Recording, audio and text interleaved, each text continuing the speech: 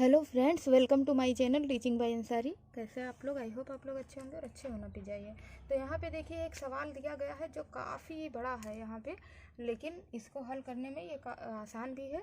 तो बहुत सारे तरीके होते हैं इस तरह के सवाल हल करने के, लेकिन मैं जो आपको तरीका बता रही हूँ सबसे आसान तरीका। तो ये दिखने में बड़ा लगता है, बस आपको ये करना है कि सवाल को अच्छे से पढ़ना है, समझना है।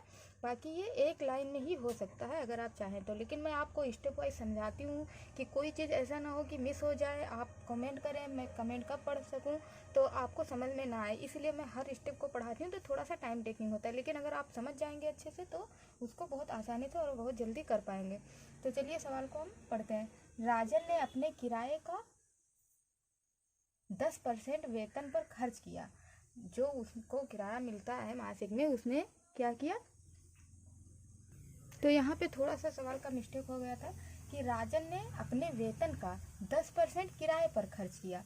तो 10% उसने किस पे खर्च किया? किराए पे। तो जो भी उसको मासिक वेतन मिलता है, इसमें नहीं पता है कि कितना वेतन मिलता है, और हमको यही ज्ञात करना है फाइनली कि उसका मासिक वेतन कितना है। तो एक बार हम लोग सवाल को पढ़ते हैं।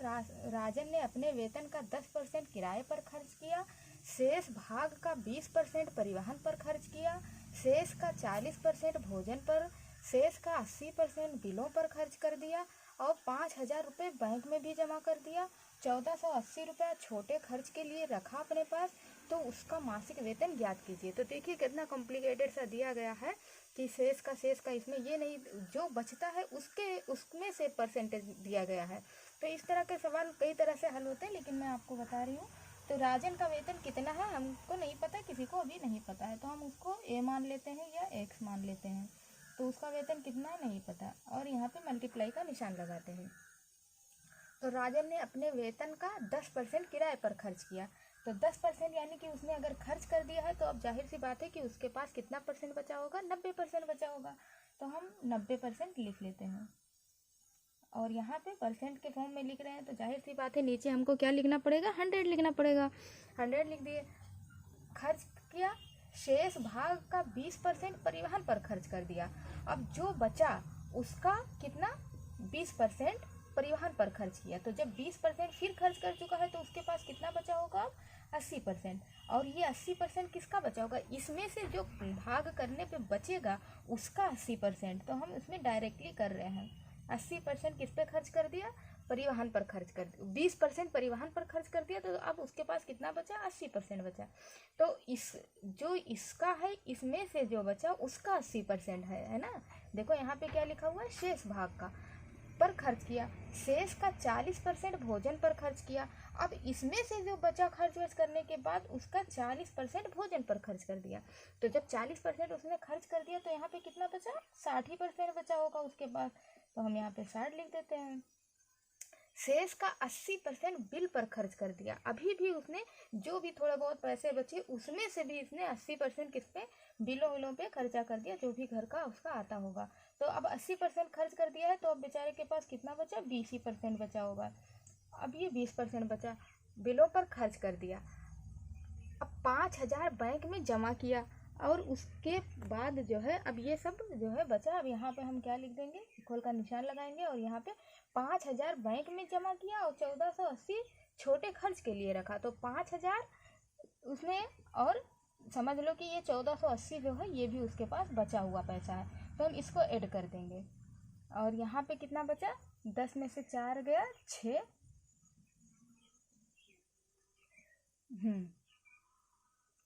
सॉरी, इसको जोड़ना है, तो यहाँ पे हम 4 लिख देंगे और यहाँ पे 6 लिख देंगे। तो 6,400 इस तरह से हम लिख देंगे इसके बराबर में। सॉरी, यहाँ पे देखिए 1,480 लिखा हुआ है, तो हम यहाँ पे 8 कर देंगे। अब यहाँ पे 0 का 0, 8 का 8, और फिर 4 का 4 और 6। तो यहाँ पे भी हमको क्या करना है? 8 कर देना है। तो अब इस तरह से हम इसका फॉर्म बना लेंगे। अब देखिए इसको हमें काटना है, पीटना है, और फिर फाइनली इसका आंसर आ जाएगा। तो हम सबसे पहले इसी से इसका 0 0 निकाल देते हैं। इस 0 से इसको निकाल देंगे, इस 0 से इसको निकाल देंगे, इस 0 से इसको निकाल देंगे। अब जो भी बचा, अभी हमको क्या लेके आना है? ए की वैल्यू लेके आनी है। तो हमको ए की वैल्यू लाने के लिए क्या करना है? चलिए हम इसको साफ कर देते हैं, ये समझाने के लिए आपको हम बताए थे। तो अब हम इसको, इधर जाएगा तो क्या हो जाएगा? सब पलट जाएगा। तो यहाँ पे पहले हम 100 लिख देंगे, 100/9 लिख देंगे, इंटू 100/8 लिख देंगे, इंटू 6 लिख देंगे, और इंटू क्या लिख देंगे, चलिए 6/2 लिख देंगे। अब इस तरह से हम कर देंगे कि कोई इसमें दिक्कत नहीं है। अब आपको क्या करना है, काटना है, और फिर जो आंसर आएगा वही उसका क्या होगा, मासिक वेतन होगा। यहाँ पे देखिए ए लिखा हुआ है, इसकी वैल्यू अभी तक हमको नहीं पता चली है। तो हम चलिए इसको काट लेते हैं। 9 से हम इसको काटेंगे तो क्या हो जाएगा, 9 सते 63 हो जाएगा, और 1 बचा, 9 दूनी 18 हो जाएगा, यहाँ पे 0 आ जाएगा, और ये पूरा कट गया 9 से। अब 8 बचा, 8 से हम इसको काट देंगे, 8 28 64 8 9 72 हो जाएगा, और यहाँ पे 0 कर देंगे, पूरा का पूरा ये कट चुका है। अब उसके बाद में देखिए यहाँ पे 9 आ गया, और यहाँ पे अब हम इन सबको क्या करेंगे, गुणा कर देंगे। तो 6 दूनी 12, और 12 और इसको 9 को हम गुणा कर, तो जो है अब हम इसको क्या, अब यहाँ पे देखिए ये जो 6 था ये ऊपर था ना, तो इसको हमें 1/, के फॉर्म में लाना है, ये सब नीचे जाएगा। अब हम 6 से इसको काटेंगे तो क्या हो जाएगा, 6 कम 6, 6 पंचे 30 हो जाएगा, तो इसको हम काट देंगे। अभी यहाँ पे क्या बचा हुआ है, 2 बचा हुआ है, तो 2 से जब 100 को काटेंगे तो कितना बच जाएगा, 50 बच जाएगा, तो हम 50 कर देंगे। अब जो है अब हम 50 से 15 को गुणा करते हैं तो क्या आ जाएगा, 15 पचे 75 आ जाएगा, और यहाँ पे 2 जीरो है तो दोनों जीरो लिख देंगे, यहाँ पे भी एक जीरो है तो ये जीरो लिख देंगे, तो उसका मासिक वेतन निकल के कितना आ जाएगा, 75,500 सॉरी 75,000 उसका सैलरी आ जाएगा मासिक। तो इसमें से जो इसने खर्चा किया, आई होप आपको अच्छे से समझ में आ गया होगा कि कैसे कैसे ये पूरा हमने समझाया है। एक बार मैं फिर रिपीट कर देती हूँ कि देखिए जो भी उसका मासिक वेतन है अभी यहाँ पे हम लोगों को नहीं पता। राजन ने अपने वेतन का 10% किराए पर खर्च किया, इसीलिए उसके पास 90% ही बचा।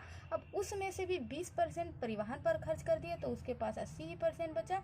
फिर शेष में से ही उसने 80% बिल पर खर्च कर दिया तो जो है उसके पास 20% बचा, और यहाँ पे जो है 40% भोजन पे किया था इसीलिए उसके पास 60% बचा था। तो ये सब पूरा हम लिख के यहाँ पे इक्वल कर देंगे, और जो पैसे उसके पास बचे हैं चाहे उसने बैंक में जमा किया उसको इक्वल में लिख के, और इस तरह से हम इसको काट पीट के सॉल्व कर लेंगे।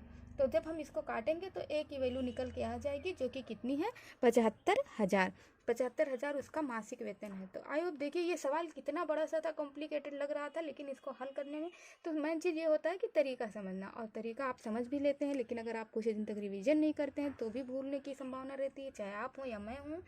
तो इसको पढ़ते रहना है, और फिर क्योंकि जब हम फर्स्ट टाइम इसको अपने अंदर कंज्यूम करते हैं तो ज़्यादा टाइम टेकिंग होता है, तो इसीलिए इतना मेहनत करो और फिर उसको भूल जाओ तो भी दिक्कत वाली बात होती है। तो देखिए कितना बड़ा सवाल था, लेकिन इसका सिर्फ एक ही लाइन में इसका आंसर आ गया है। तो अगर आपको ये सवाल अच्छा लगा हो और इस वीडियो अच्छी लगी हो, आपको समझ में आया हो, तो लाइक सब्सक्राइब करें, बेल आइकन को प्रेस करें। Thank you.